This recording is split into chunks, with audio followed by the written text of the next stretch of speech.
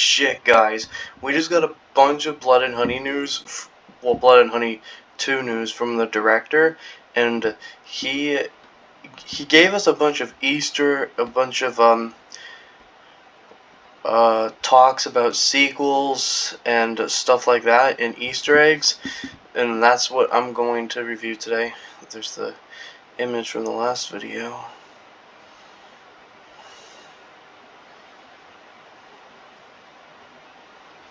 Okay, where is it? Where is it? Where is it?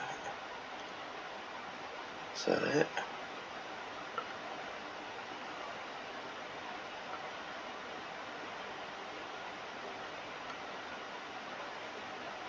Okay, here. So, Jeffrey also confirmed plans to expand the franchise by putting a horror twist on other beloved children's stories, starting with Bambi and Peter Pan. And this is his quote. "That's definitely the plan," he said, "and I want them to interact with one another. There's going to be an Easter egg in Winnie the Pooh Blood and Honey 2 about two films that have not been announced yet. Just a little wink." So basically, what he's saying is you gotta really focus and pay attention to Blood and Honey 2, or you're gonna miss the Easter eggs for the two sequels. And not to mention, he says he wants Bambi from Bambi the Reckoning. I already know about that one. I'll make a separate video when more updates come about it. And same with the Peter Pan horror movie that's also going to be coming out soon.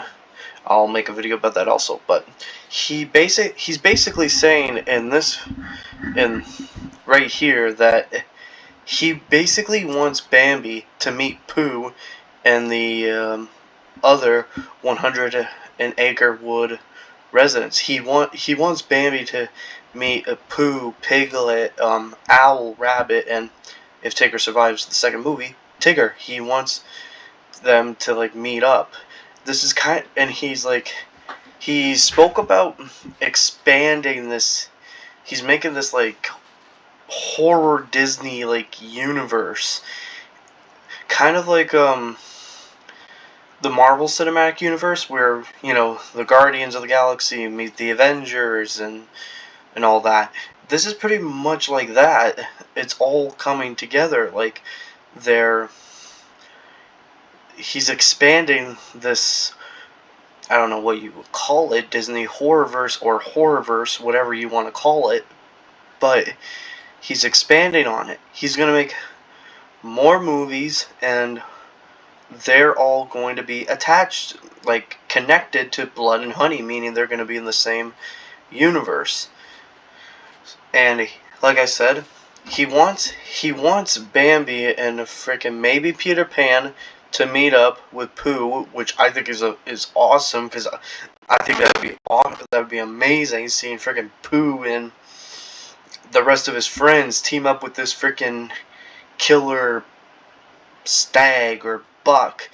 And I want to see that. I want to see freaking Pooh and Bambi team up and like go around, kill people, and such. But he said that there's going to be Easter eggs to two unannounced projects. So when you guys go and see the movie, which is confirmed for February 14th, 2024, you gotta really focus and pay close attention. Otherwise, you're gonna miss these Easter eggs that he's gonna be leaving in the movie for upcoming projects. Now, in my personal preference, if he leaves Easter eggs for like Bambi and Peter Pan, he's probably gonna leave like a freaking deer skull or freaking a Peter Pan looking sewed doll. He's probably gonna leave that, maybe, or maybe we're gonna see Peter Pan's hat hanging over a mantelpiece, which I think is a great nod towards the other two movies that are coming out. And he said right here that I want them to interact with one another. There's going to be Easter eggs and Winnie the Pooh, Blood and Honey 2, about 2 films that have not been announced yet. Just a little wink. So that means a blink and you'll miss it type scenario. But what is... So it's a humongous difference, but worth the investment. That's your creatures. That's what people are watching horror for. Yeah, he basically freaking made a high improvement to the creatures in these movies, which I think is a very good step up to, rather than freaking what they got in freaking the first Blood and Honey movie, which it literally says right there, we had a mask brought online, some cleaning gloves from the shop downstairs, and a red lumberjack shirt from Amazon. He compared that to the product cost for the sequel, which involves prosthetics done by the same company that worked on Harry Potter. Now that is very, very good. Who did on Harry Potter, oh god, I can't talk. Harry Potter's Voldemort and Star Wars, which I think is a really good step up. So they got like prosthetics and everything else. What else is there?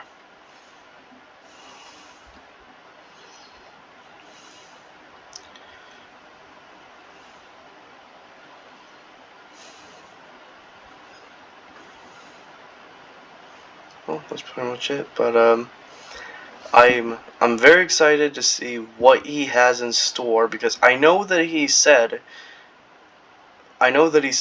if he runs out of ideas, he's gonna do a crossover. So that means we could see a crossover between Blood and Honey or whatever, and Bambi the Reckoning. We could be seeing a crossover between that, or we could just see a crossover between Bambi and Peter Pan, which I think is amazing. And I'm a huge fan of horror, and I think turning my childhood idols into horror is really, really good. And I'm just gonna type something really here. Their movie Easter eggs, and hopefully that comes up.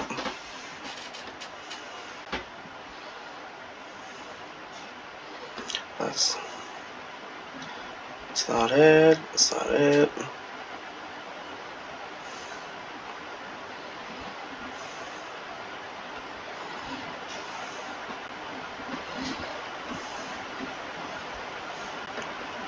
Okay, so what's upon while the wheels are turning on the sequel to filmmaker Reese Frank Waterfield's unexpected horror hit, it seems that plans surrounding the upcoming Bambi the Reckoning and Peter Pan Neverland Nightmare are very much set in stone. In an interview with The Hollywood Reporter, Blood and Honey producer Scott Jeffrey explained how there have been some behind-the-scenes changes, but both movies are very much on track. He said, "Oh, I didn't mean to do that. We were actually meant to be shooting Peter Pan's Neverland Nightmare, but we weren't quite ready with the script. I was meant to direct Bambi, but switched to Peter Pan as it's more my style. I'm pushing Peter Pan until April, and Bambi starts shooting in January, so we're very much prepping right now. It's gonna be wild, although it could be easy to assume, given the terrible reviews of Blood and Honey, that the filmmakers behind the movie may not want to get too far ahead of themselves. There is a definite gamble on the cards for the upcoming movies to make them some kind of money, as their predecessor with several I did not get that word, several unannounced projects also in play. Okay, this is what I was looking for. During the same interview, Jeffrey revealed that there are clear plans that will link all the upcoming children's joyful turn to horrifying tales into one cinematic universe. See, that's what I was talking about earlier. This is not something uncommon right now, as everyone seems to want to interconnect as many of their movies and TV shows into one big story of many moving parts. Jeffrey explained that Blood and Honey 2 will tease some project, saying, "That's the definite plan. I want this from the last tab. I want them to interact with each other. There's going to be Easter eggs in Winnie the Pooh, Blood and Honey 2 about two films that have not been announced yet. And just a little wink, same with Bambi. They're very much connected, but it's not in your face. And then later down the line, I guess when we run out of ideas, they'll start meeting one another." So basically what he's saying is that even in Bambi and Peter Pan, you gotta freaking watch and pay attention very, very closely, or you're gonna miss the Easter egg of the second project that they're basically announcing them in the movie. They're not gonna be announcing them anytime soon, which I think is amazing. It's very good. Before any of these secret projects, though, it appears that Bambi will be getting all the attention from the team once the work on Blood and Honey 2 is done, teasing the incredible dark irritation of the young deer, best known for his appearance in the Disney's 1942 animated classic movie. Jeffrey previously revealed the film will be an incredibly dark, which I like dark films, guys. I'm not a sicko. I like horror. I like horror. Retelling of the 1928 story, because he's got to stick with the original source. He can't do it based off of Disney, otherwise Disney will freaking give him the freaking hammer.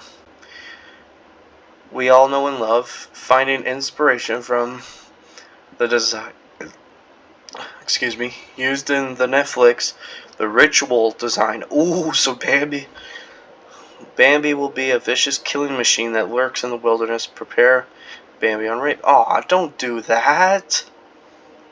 If Bambi goes on rabies, he won't be able to control himself. How is he going to be able to meet Pooh and Piglet and not try to kill them? Because rabies makes an animal very, very aggressive. Why?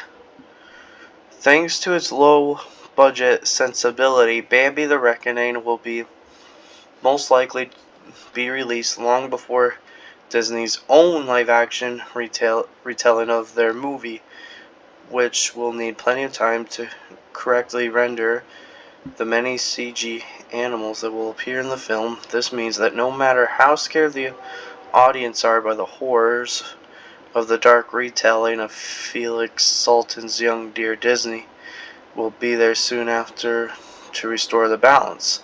Okay, there's just one thing I do not like about it, and that's the idea of Bambi getting rabies. Why don't you just...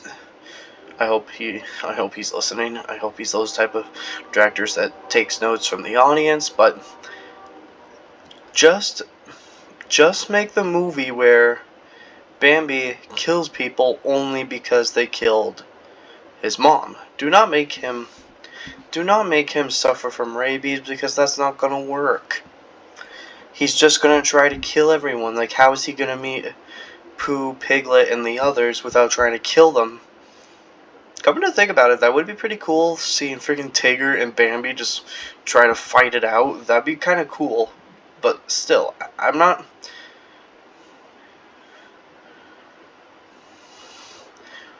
When you hear the word Bambi, you think of something cute, cuddly, and animated. The classic film by the certain mouse comedy brings back from... Anyway, I'm not fond, really, of the whole rabies idea. Just make Bambi a killer stag with freaking... Not with rabies, just a lust for revenge. Kind of like Pooh and Piglet, because... Like I said, if you just make him freaking attack everyone with rabies, he's just going to try to kill everyone, because rabies makes an animal very, very aggressive, and the only way to really cure that is for him to be killed. So, like, how are you going to make Bambi and Pooh and all of them? Peter Pan's off the hook. I'm not giving any badness about him, but how is Bambi going to interact with Pooh and Piglet without trying to kill them? That's what I mean. Like, and I'm not really fond. Well, we'll have to wait and see what. I have seen The Ritual. I have seen the Netflix movie. It's a good movie. Feels like the Blair Witch Project, but with a damn cult. But so is he gonna make Bambi like a giant freaking stag, or is he going to just leave him as a big muscular buck with freaking like flesh slowly falling off his antlers, or something like that? Like, I'm trying to take a guess here.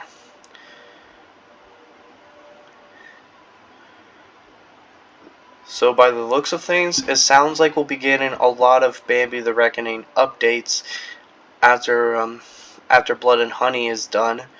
I don't know when the Blood and Honey 2 trailer is supposed to air, but when it does, I'll make a reaction video of it, because I'm very, very excited for the movie. I want to know what happens to it, and I'll be going to the movie theater to see Blood and Honey if it comes out. If not, I will be watching it by my phone or on here, but I will give a full Easter egg, a full breakdown of the movie when it comes out. Same with Bambi the Reckoning. I don't know if that'll come out, because he said filming for Bambi begins in February, I think. I'm not so sure. But I'm really excited for what Frank is doing. I love it. I love what he's doing. I love his work. I give the first Blood and Honey movie a freaking a 5 out of 10, because I can't really blame it for being a bad movie. It was a low budget film. If it was a higher budget film like what we're seeing in Blood and Honey 2, then maybe I would have given it an 8 or a 9 out of 10, but I can't really blame him for that. He's a really good director, and he's got a creative mind when it comes to horror. Reese Waterfield, if you ever do watch my videos, I make horror fanfics, and I hope you watch my videos, and I could pitch you a few ideas for any other projects of horror films, or